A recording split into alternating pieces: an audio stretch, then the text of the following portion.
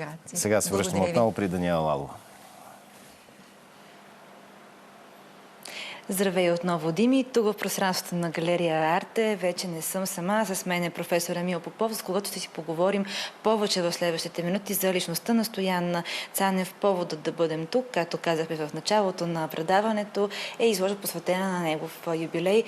80 години от рождението на художника. Здравейте, много ми е приятно, че сте с нас в ефира на Култура БГ, за да си говорим за нещо важно, за нещо хубаво, именно в галерийното пространство, а не в студионото, сред произведенията на Стоян Цанев, сред него самия в някакъв смисъл.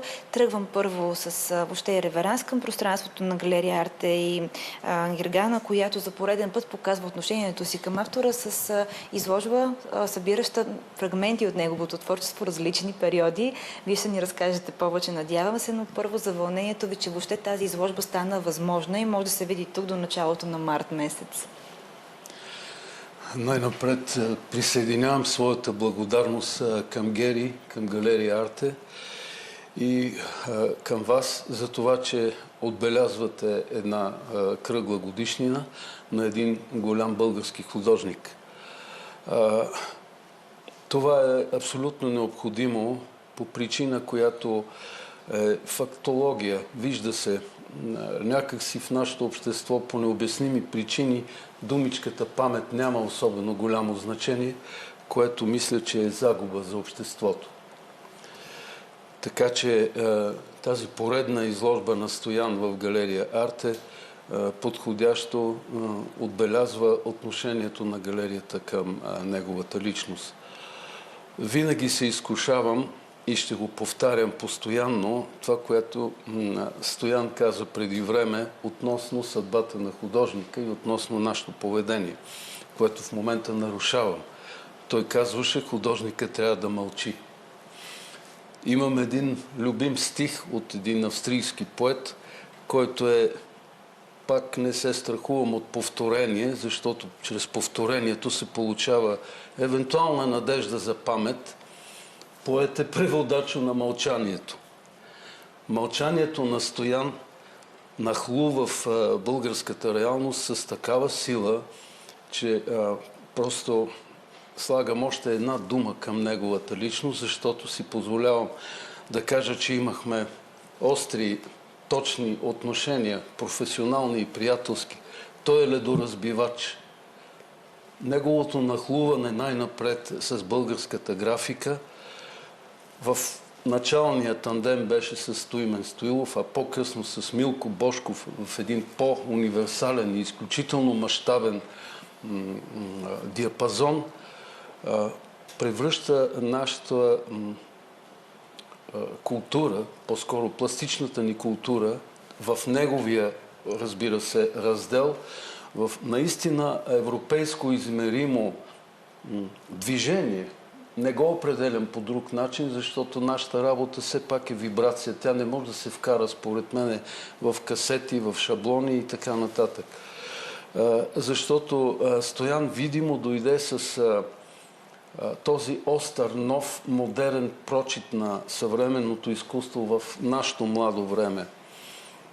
Той ни показа основното в езика, което до тогава беше някакси завуалирано. Всички го знаехме, но завуалирано. Да влезеш в пространството с линия, цвят и форма, през твоята индивидуалност, през твоята психология и потенциал. Преди повече от 20 години, ако ги числих правилно, за първи път публиката софийската вижда тук произведения на Стоян Цанев, в частност в галерия Арте. Според вас времето как градира отношението към личността му като художник, не в личен план? Как се променя, развива ли се? Какви са наблюденията ви? Интересно е да кажем отново за самата подредба експозиционно тук. Вие, влизайки в пространство, споделяме това с нашите зрители, бяхте във възторг и веднага разпознахте от кога са правени повечето работи, което беше забележително. Ако може пак да ни поведете така на кратка разходка в няколко минути. Първо, нашето време сега като че ли доминират преходните форми, включително и в културата.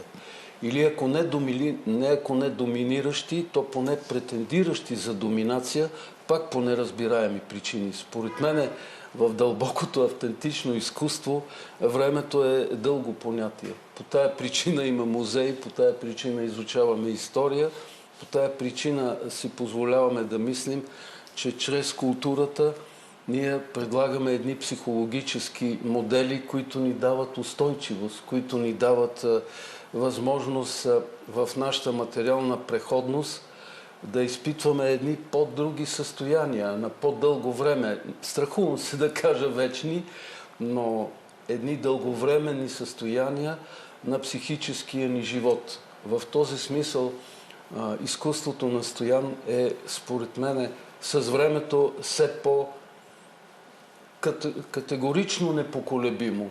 То стои непоклатимо и като живопис, и като графика, и като керамика, която според мен не е керамика в смисъла на по-общо познатия, защото напоследък все повече границите се размиват, но при него керамиката е по-скоро неговия виртуозитет в пространството чрез материал и цвят. А същото го има и в живописта му. Тоест те се преплитат. Живопис и керамика играят в един общ, бих казал, ансамбъл, нали? С излизане в реалното пространство, с един виртуозитет. В първия случай в плоскостта на картината, във втория случай в безпощадния изпит на пространството, защото там не можеш да се скриеш. От всякъде се вижда. И той навсякъде е блестящ. Стоян е един такъв образ на изключително взискателен художник, всеотдаен до, според мен, до тих фанатизъм, защото той не е бил от декларативните фанатици. Той беше един красив, чаровен, по-скоро бохем, но толкова безпощаден в своята самовзискателност и всеотдайност. Това е просто невероятно. Един световен художник. Наистина един световен художник. Това е прекрасен и удачен финал на нашия разговор с усмивка и спомен за Стоян Цанев, именно днес на неговият рожден ден, който се отбелязва с тази наистина прекрасна изложба. Ние каним всички тук, наши зрители, до 6 марта, ако вече не са видяли изложбата в галерия Арте, да я посетят и да се преживеят заедно с екипа на галерията, а защо и не и с професор Емил Попов, на когото благодарим още веднъж за този разговор. Това е всичко от нас. Останете с предаването.